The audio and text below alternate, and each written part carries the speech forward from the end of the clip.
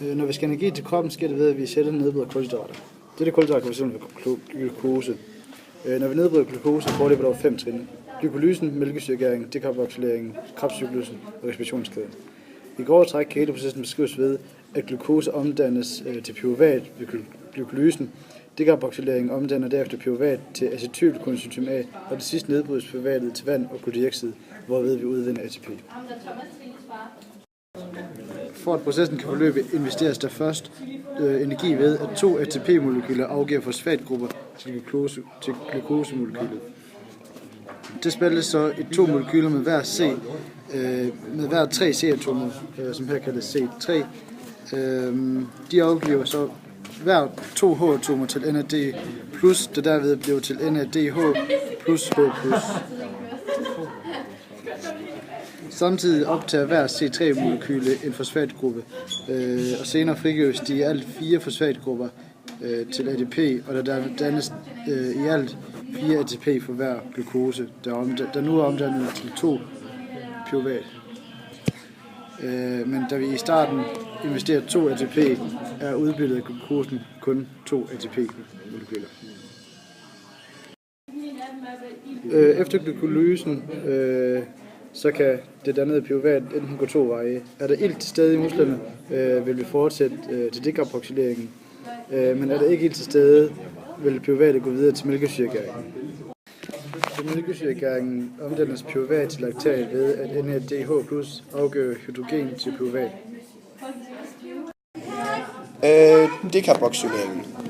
Glykolysen foregår i cytoplasma, hvorfra pyruvat transporteres ind i mitokondriets indre rum. Her forsynes det med en hjælper i form af coenzym A. Derved dannes acetylcoenzym A, også kendt som eddikesyre. Samtidig fraspaltes carbondioxid. Når der afgives carbondioxid, kaldes det en dekarboksilering. Bindingen mellem acetylgruppen og coenzym A er en energirig binding, ligesom i ATP. Acetylcoenzym A er et vigtigt mellemprodukt i cellernes biokemi. Det bruges blandt andet også ved opbygning af fedtsyre og dannes igen ved nedbrydning af disse. Oversigt over Krebscyklus. Kredsløbet gør, at en række stoffer genbruges. Et C2-molekyle reagerer med et C4-molekyle og danner C6. Stoffet nitrat. C6-molekylet afgiver CO2 og bliver til et C5-molekyle. Dette afgiver igen og bliver til et C4-molekyle. Energien overføres til energitransporterende stoffer, som vi ser markeret med rødt.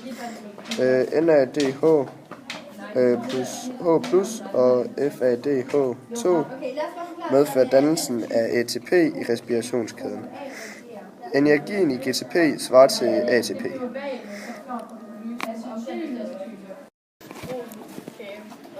NADH og FADH2 afgiver deres elektroner til protonpumperne, så H+-ionerne flyder igennem membranen.